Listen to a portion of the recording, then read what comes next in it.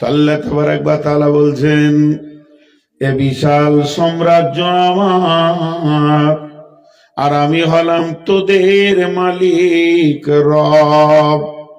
আমার কাছে আছে তোদের পূরণ করার সমস্ত জিনিস সব। অতএব যখন তোমার কোনো বিপদ হবে, তুমি চোখের পানিতে কাঁদবে রব্বানা বলে, আল্লাহ তুমি আমাকে উদ্ধার করো, কঠিন রোগে আক্রান্ত হয়ে গেছি, আল্লাহ আমাকে মিথ্যা মামলায় ফাঁসিয়ে দিয়েছে, তুমি ছাড়া আমার কেউ নাই।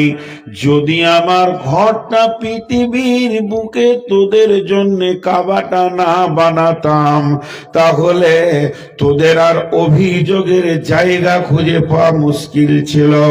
এর জন্য আল্লাহ কাবার ব্যাপারে বলেছেন, এটা আমার ঘর, কিন্তু বানিয়েছি তোদের জন্য উজিয়ালিন নাসে। শুধু তাই নয়, ওই ঘরটাকে কেন্দ্র করে সারা পৃথিবীর মসজিদগুলো বানানো হয়েছে। যত ভারতের মসজিদ, পশ্চিম দিকে তাদের ভিটা হবে, পশ্চিম দিকে আমরা সাজদা করব। সুদানের লোকেরা পূর্ব দিকে সাজদা করে, মদিনার লোকেরা দক্ষিণ দিকে সাজদা করে, এবং মার আপনার সামের লোকেরা আর নাইজেরিয়ার লোকেরা উত্তর দিকে সাজদা করে। তার মানে আমি আমার অফিসটাকে এমন করে মিডিল জায়গায় বানালাম, বিশ্ববাসী রে, তোরা পৃথিবীর কোন কোন থেকে তোদের গায়ে ব্রাঞ্চ অফিস করে দিলাম, জামে মসজিদ, ওয়াক্তে মসজিদ, ওখানে গিয়ে চোখের পানিতে রবের কাছে তোরা অভিযোগ করবি। এর জন্যে কাবা আমার, কিন্তু কাজে লাগবে তোদের।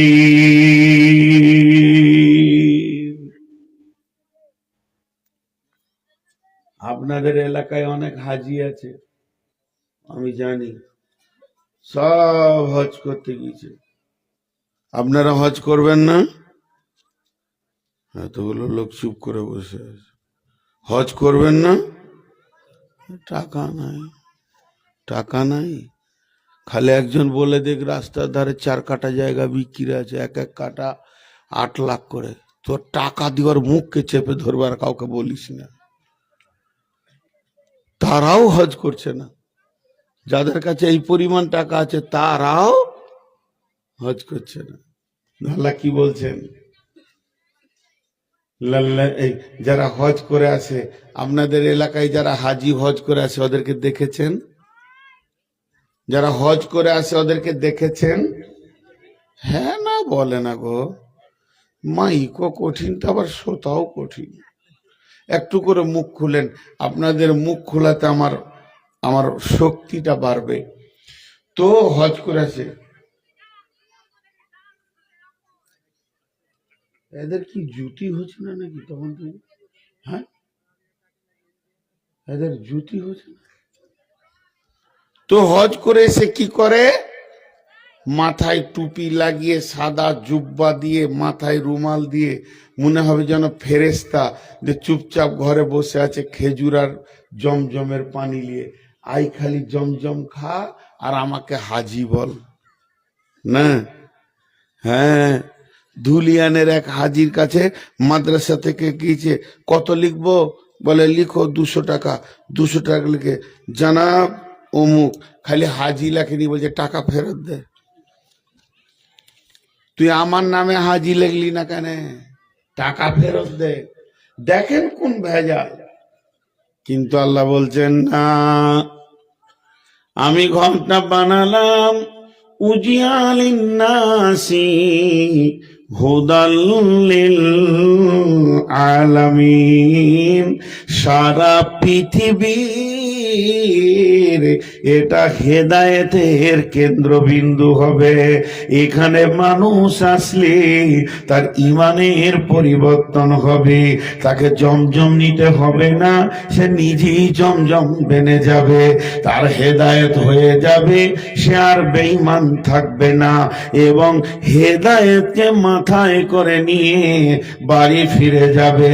আর বাড়িতে যাওয়ার পর সে আর বসবে না, চুপচাপ থাকবে না, প্রতিটি বাড়ির দরজায় দরজায় গিয়ে বলবে, আমি মক্কা থেকে এসেছি, সারা পৃথিবীর শ্রেষ্ঠ হেদায়েতের জায়গা থেকে এসেছি। ও সুদারু তুমি সুদ ছেড়ে দাও, ও জুয়ারি তুমি জুয়া ছেড়ে দাও, ও মাতাল তুমি মদ ছেড়ে দাও, ও বেনামাজি তুমি মসজিদে এসে যাও। এই দাওয়াতের কাজে মত পর্যন্ত লেগে যাবে। মদিনাতে কোনো আমল নাই, মদিনাতে কোনো আমল নাই, হজ বা উমরার কোনো আমল মদিনাতে নাই। মদিনা এমন একটা শহর, ওখানে যদি আপনি না যান তাও হজ হয়ে যাবে, তাও উমরা হয়ে যাবে, মক্কা থেকে ফিরে এলেই হয়ে যাবে।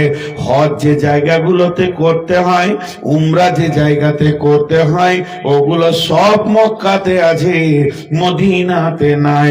তারপরও হাজিদেরকে 2 দিন 5 দিন 10 দিন হলো মদিনার মাটিতে রাখে। কেন রাখে?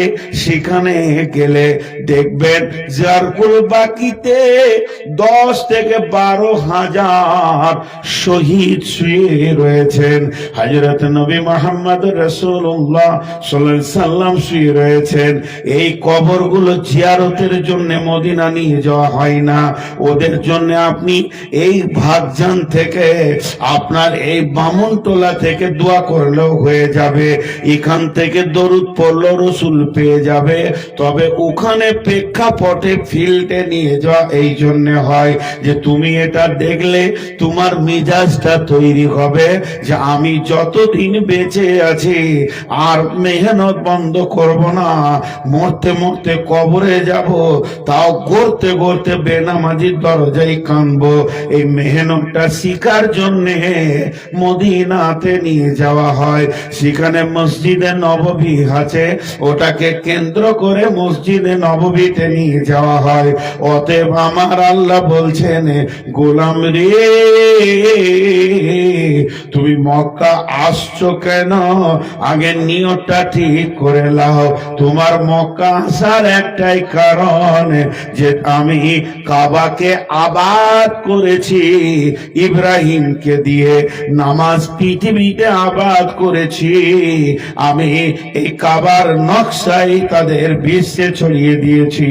অতএব তুমি মক্কা আসবে ঈমান নেওয়ার জন্যে, হুদাল্লিল আলামিন, এবং মদিনায় যাবে মেহনত শিখার জন্যে, তারপরে তুমি দেশে ফিরে চলে যাও। আমাদের হাজিরা কি করছে?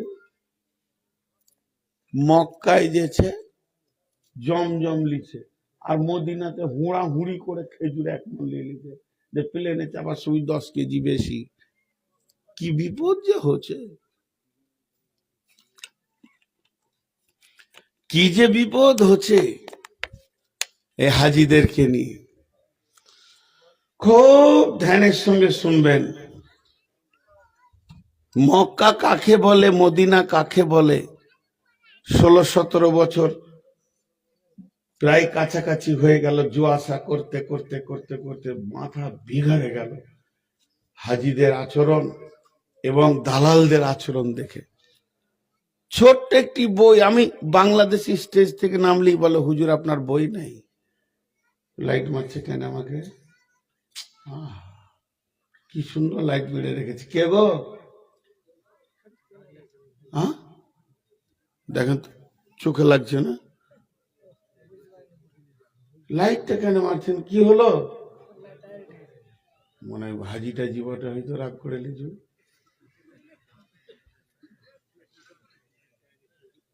তো আচ্ছা, আপনাদের বিরক্ত লাগছে নাকি?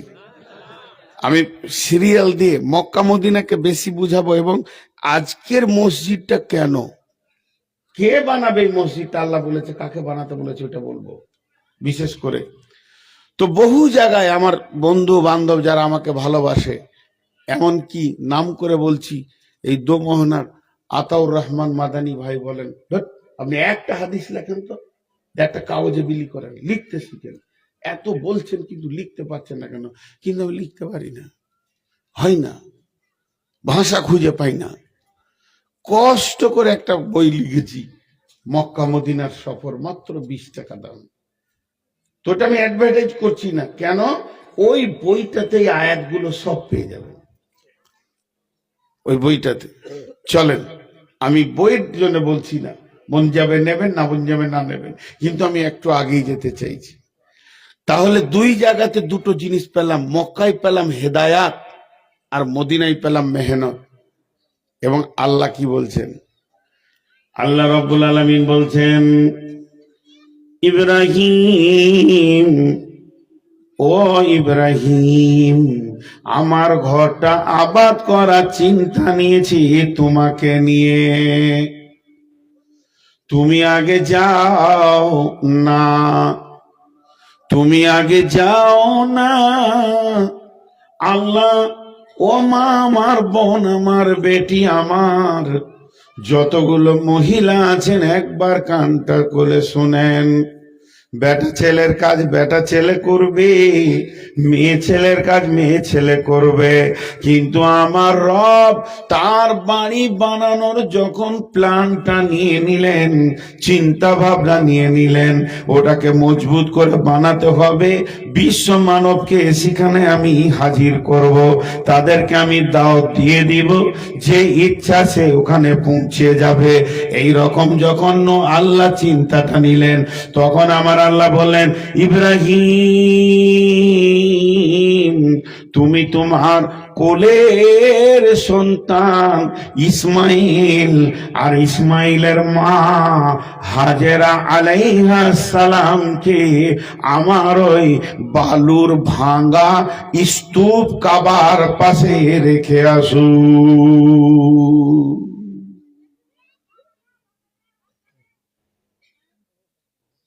শিয়াল ডাকেছে না মানুষ, মানুষ মেয়ে ছেলের কণ্ঠ এত জোর, সুবহানাল্লাহ।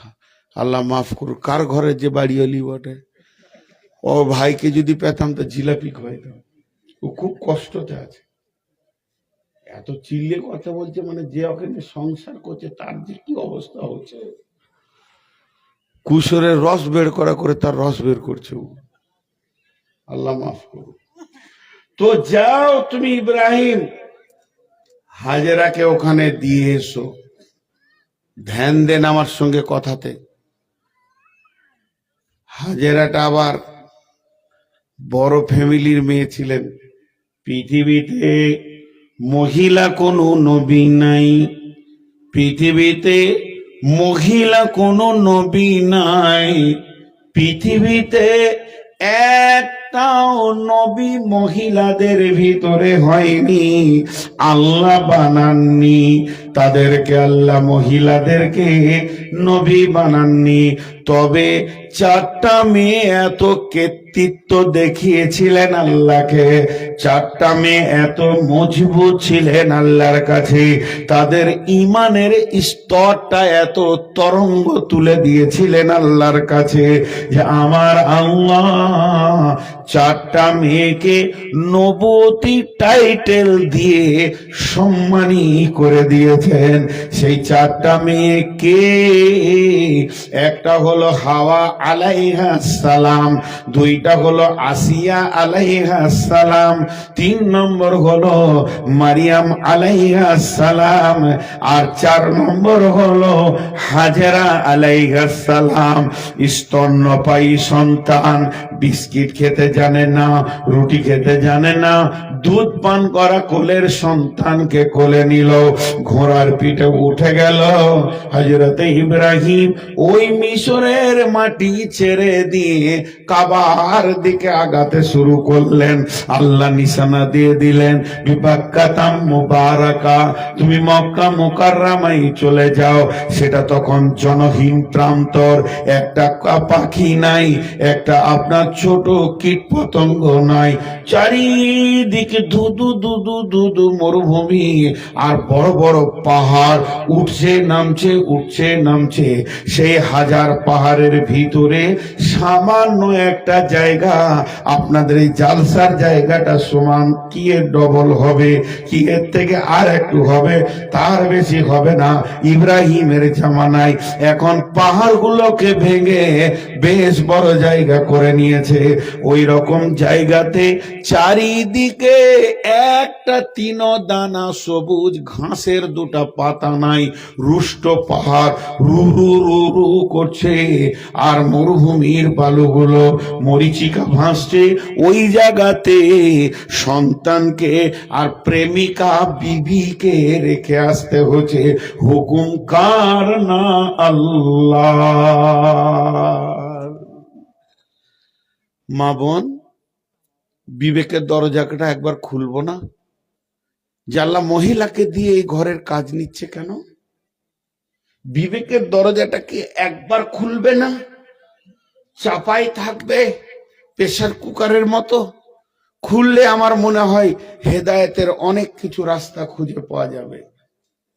সেখানে নিয়ে গিয়ে পৌঁছিয়ে দিল। আল্লাহ বলছে রেখে চলে আসবেন। ইতিহাসবিদরা বলছে 2-3 দিনের শুকনো খাবার, ভিজে খাবার তো টিকবে না। শুকনো ঝাউ রুটি হোক, ভাজা ভুজি হোক, 2-3 দিনের খাবার, একটু পানি মশকে বা একটা মাটির হাঁড়িতে ভাঁড়ে, এইটুকু নিয়ে ওদেরকে নামিয়ে দিল। ইব্রাহিম চলে আসছে। যেদিকে তাকাবে 20-50 কিলোমিটার লয়, 200-100-200 কিলোমিটার কোনো ঘর বাড়ি না, ফাঁকা আছে। বস্তি পাহাড়ের ধারে, হয়তো এরকম বিশ্বাসজনক যে এলাকায় আছি তা নয়। হাজেরা বলছে ইব্রাহিম বিষয়টা বুঝতে পারলাম না। দুইটি কথা তো সিরে এসেছে। কেউ বলে ইব্রাহিম আলাইহিস সালাম বলেছিলেন আল্লাহর হুকুম, কোন কোন ঐতিহাসিকবিদ বলছেন ইব্রাহিম এটাও বলতে পারেনি, তার মুখটা থর করে কাঁপছিল, শুধু এতটুকু ইশারা করেছিল আসমানের দিকে। হাজেরা সঙ্গে সঙ্গে বললেন ও ইব্রাহিম, আমার রব বিশ্বে কোটি কোটি মেয়ের ভিতরে আমাকে পছন্দ করে নিয়েছেন তার বান্দি হিসেবে, তবে নিশ্চয়ই তিনি তার ব্যবস্থা করেছেন বলে নিয়েছেন, আপনি নিশ্চিন্তে চলে যান। ইব্রাহিম ঘোড়াতে উঠল, পাহাড়ের প্রাতদেশে উঠছে, একবার তাকাচ্ছে আবার উঠছে, আবার তাকাচ্ছে আবার উঠছে, স্ত্রী পুত্রকে দেখছে আবার উঠছে। উঠতে উঠতে পাহাড়ে চূড়ায় উঠে গেল, এবার ঢালে নামবে। যেই নামতে শুরু করেছে আর একবার দেখে নিল, খানিকটা যেই নেমে গেল আর দেখা যায় না, আড়াল হয়ে গেল। যখনই আড়াল হয়ে গেল ইব্রাহিমের হাত থেকে লাগামটা ছাড়া গেল, লাগাম পড়ে গেল, হাত দুটি আসমানে উঠে গেল। রব্বানা মাবুদ রে, যেখানে ওই মা বেটাকে দুই প্রাণীকে রেখে এলাম, জায়গাটা জনহীন প্রান্তর, কেউ নাই, একটা ছোট্ট শিশু আর একজন মহিলা, সে তো পুরুষ নয়। ও আমার রব, ওই জায়গাটা জনসমুদ্রের জন্য কিয়ামত পর্যন্ত কবুল করে নাও। দ্বিতীয় দোয়া করলেন, হে আমার রব, তাদের কাছে মুষ্টিমে 1-2 দিনের খাবার রেখে এসেছি, তার থেকে বেশি খাবার তো নাই।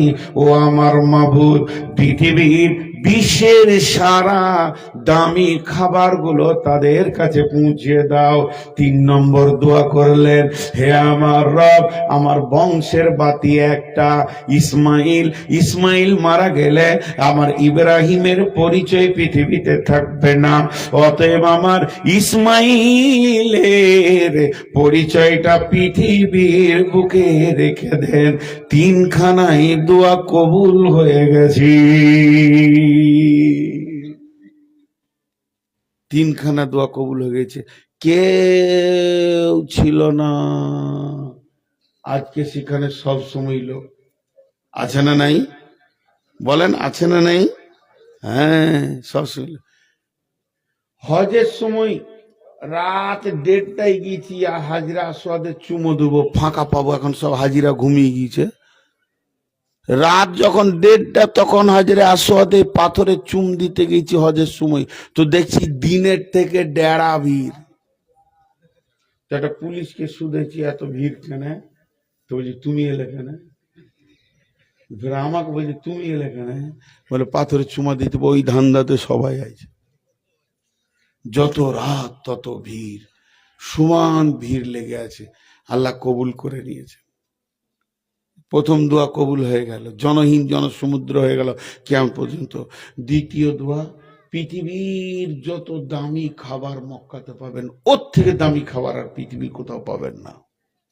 চ্যালেঞ্জ, আপনার এই গাছটাতে যদি আশ্চর্য একটা আম তৈরি হয়, ওটা আগে মক্কায় পৌঁছাবে, এটা আল্লাহর ফায়সালা। ইব্রাহিম দোয়া করে গেছে, দামি দামি ফল। এখানে আপেল কি খাবেন? এখানে আপেল খেতে গেলে সাবধান না হলেও চলবে, আর ওখানে আপেল খেতে গেলে সাবধান হতো, চাপ মেরে দেবেন তো গড় গড় করে দাড়ি ভিজে নিচে পড়বে, সেই মালটা ওখানে পৌঁছে যায়। আচ্ছা, আমার এই টেবিলে আপেল আছে, আঙ্গুর আছে, বিরিয়ানি আছে, মাছ মাংস আছে, মুরগির মাংস আছে, খাসির মাংস আছে। আপনারা এতগুলো লোক দেখছেন, কেউ চাবেন দেন? চাবেন? লোভ তো আছে মানুষের, একটা থাকবেই, লালসা লাগবে, কিন্তু চাইতে পারবেন মুখ ফুটে? আরে কথা বলে না। আমার গাড়িতে আপেল আছে, চাইতে পারবেন মানুষ একটা দেন? কিন্তু যদি বলি গাড়িতে 1 বোতল জমজম আছে, সবাই পেছনে লাইন লাগাবে, কেউ লজ্জা করবে না, করবে? বলছে একটা দেন না, বলছে একটা দেন, এটা দেন। ভাত মুড়ি চাইবে না। কি লোভনীয় খাবার মক্কার মধ্যে আল্লাহ রেখেছেন, সারা বিশ্ব ভিখারির মতো চাই, চাই না? যদি বলি দিই যে এই বোতলের পানিটা জমজম, তা ওইখান থেকে একজন বলবে আর খেন না, বাকিটা রাখেন, আমি কলের পানি এনে দিচ্ছি। হ্যাঁ, তো লোভনীয় খাবার। দ্বিতীয় দোয়া কবুল হয়ে গেল। নাম্বার 3, ইসমাইলের নামটা আল্লাহ তুমি রেখে দাও। এর জন্য আল্লাহ তাবারাক ওয়া তাআলা ইসমাইলের বংশ থেকে নবী মুহাম্মদুর রাসূলুল্লাহ সাল্লাল্লাহু আলাইহি ওয়াসাল্লামকে নিয়ে নিলেন। ও ইব্রাহিম কত বড় কাজ করেছেন বন্ধুরে। আমার আল্লাহ বলছেন, ফিহি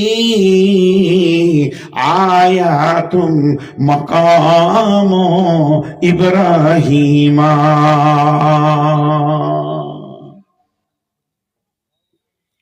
জি, ফিহি আয়াতুম মাকাম ইব্রাহিমা। আপনাদের জামে মসজিদটা কোথায় আছে? এটাই? মাশাআল্লাহ, মসজিদের পাশেই রয়েছি, মনটা ভরে গেল। মসজিদকে ভালোবাসলে রহমতের ছায়াতে কিয়ামতের মাঠে জায়গা পাবে। আচ্ছা, এখন একটা কথা জিজ্ঞেস করব, আপনারা উত্তর দেবেন। আমি নূর মোহাম্মদ বলছি, গোটা মসজিদটাকে ভেঙে উড়িয়ে দেবো, উড়িয়ে দিয়ে যতটা জায়গা আছে ও 3 গুণ জায়গা এখানটা কিনবো, যত কোটি টাকা লাগে। কিনার পর আপনারা যেমন করে বলবেন ওই রকম নকশাতে মসজিদ হবে, যত কোটি টাকা লাগে আমি একাই দিব। কিন্তু শর্ত হচ্ছে, ওই যে মিম্বারে যেখানে খুতবা দেয় ইমাম, নামাজ পড়ায় মেহরাব, ওর পাশের জায়গাটা 10 হাত বাই 10 হাত স্টেজের সমান বা স্টেজের হাফ আমার নিজস্ব ব্যক্তিগত থাকবে। মানবেন? এতগুলা লোক বলেন মানবেন? ওখানে আমি পানের ঢপ করবো আর কি, ওটা আমার থাকবে, বাকি আপনারা যা করবেন করেন। পৃথিবীর কোন মুসলমান মেনে নেবে না যে আল্লাহর ঘরের মুসল্লার মাঝে কোন ব্যক্তিগত কারো জায়গা থাকবে। তবে শুনেলেন এই মসজিদে কতগুলো ক্যাপাসিটি আছে, একসঙ্গে নামাজ পড়বে কতগুলো, 500, 1000, 2000। আমাদের যত বড় বড় সুজাপুরে মসজিদ আছে 1000, 1500, 2000, কিন্তু মদিনার মসজিদে 30 লাখ পর্যন্ত নামাজ পড়তে পারবে। কেউ কেউ বলেছে ভিতরে 10 লাখ, বাইরে চত্বরে 20 লাখ দিয়ে 30 লাখ, এতটা ক্যাপাসিটি আছে। আর কাবা শরীফে ইমাম সাহেব যেখানে নামাজ পড়ান, কাবা শরীফে ইমাম সাহেব যেখানে নামাজ পড়ান, ওইটাতে গোল করে নামাজ হয়। নামাজ হতে হতে ওই গোল দাগটা কত দূর গেছে, রোডের ওপরে দাগ মেরে দিয়েছে, দোকানের গা ধরে দাগ দিয়ে দিয়েছে। যতটা চত্বর আছে, বর্তমানে ইঞ্জিনিয়াররা বলছে একসঙ্গে 1.5 কোটি লোক নামাজ পড়তে পারবে। কত বললাম? 1.5 কোটি। যে ভেজালটা কোথা? এইটা হলো কাবা শেষ, এইটা হলো কাবা শেষ, কাবার পূর্ব দিক। এখানে হলো কাবার দরজা, এই জায়গায় হলো হাজরা আসওয়াদ পূর্ব দক্ষিণ কোণে। আর যখনই হাজরা আসওয়াদ আর কাবার দরজা এই পাশের জায়গাটা, যতটা কাবা অতটা জায়গা, ওই জায়গাটার নাম হচ্ছে মাকাম ইব্রাহিম। ওটা ইব্রাহিমের ব্যক্তিগত জায়গা। কে দিয়েছেন, কে দিয়েছেন, কে দিয়েছেন? মসজিদের ভিতরে জায়গাটা কে দিয়েছেন? আল্লাহ দিয়েছেন, আল্লাহ দিয়েছেন, আল্লাহ দিয়েছেন। রেস্টি কোথা হয়েছে? ওই রেস্টিটা কি কাটা যাবে না? বলে না, ওই রেস্টিটা কাটা যাবে না। এই জন্য যেটার ব্যাপারে কোরআনের আয়াত নাজিল আছে, ওয়াত্তাখাযু মিন মাকাম ইব্রাহিম মুসাল্লা। পৃথিবীর কেউ কাটতে পারবে না। তাহলে মসজিদের ভিতরে একটা লোক ব্যক্তিগত জায়গা পেল। কেন পেল? মসজিদের ভিতরে একটা লোক ব্যক্তিগত জায়গা পেল, কেন পেল? বেটা ছেলেরা নিজের নিজের বিবেকে ধাক্কা মারেন। যদি বিবেক না খুলে তো নিজের হাতে করে কিল নিজের মাথায় মারেন, যে ওখানে ও ব্যক্তিগত জায়গা কেন পেল? অথচ কোরআনে কোটেশন মেরে দিয়েছে, পৃথিবীর কোনো হাকিমের ক্ষমতা নাই যে ওই দাগ নম্বরটা চেঞ্জ করে আর কারোর নামে করে দিই। আল্লাহ মেরে দিয়েছে কোটেশন, ওটা ইব্রাহিমের। একটা উদাহরণ শুনেন। আমার পকেটে একটা দামি মোবাইল আছে, কেউ যদি সরাসরি পকেটে হাত ভরে দেয়, ও কি? ওটা আসতে বলবেন? জোরে বলেন কি? চোর। চোর ভালো মানুষ? কে বলে খারাপ? কতজনে চিল্লাই চোর হতে পারি, বংশ ভালো। চোরের মায়ের গলা বড়। তো চোর কত নোংরা জিনিস, কিন্তু একটা জিনিস চুরি করলে ওকে চোর বলা হয় না। যত চুরি করবেন তত আপনার সমাজে ভালো নাম হবে। সেটা কি বলেন তো? দিল। দিল, হৃদয়, প্রেম দিয়ে দিল চুরি করেলেন। আপনি আমাকে এত ভালোবাসছেন, আমার দিলটা আপনি কেড়ে নিয়েছেন। তো প্রেমিক যদি কেউ হতে পারে, তাকে চোর বলা। দিল চুরি করলে তাকে কি বলা হয়? প্রেমিক। দিল চুরি করলে কি বলা হয়? প্রেমিক বা প্রেমিকা। যখনই কারো দিল চুরি করে নেবেন আপনি এইখানটা, তখন আমার পকেট থেকে মোবাইলটা অটোমেটিক আপনার হাতে চলে যাবে, আর চোর কেউ বলবে না। ইব্রাহিম আলাইহিসসালাম আল্লাহর দিলটাকে কত আপন বানিয়েছিলেন। আল্লাহ নিজের ঘরের ভিতরে ইব্রাহিমকে জায়গা দিয়ে দিলেন। হাজিরা দেখেছেন পায়ের চিহ্ন বলে এখন আছে, ইব্রাহিমের পায়ের চিহ্ন, একটা পায়ের দাগ এখনো রেখে দেওয়া হয়েছে সেই কাবার চত্বরে। তাহলে তার সে আল্লাহর কত বড় প্রেমিক ছিলেন। এবার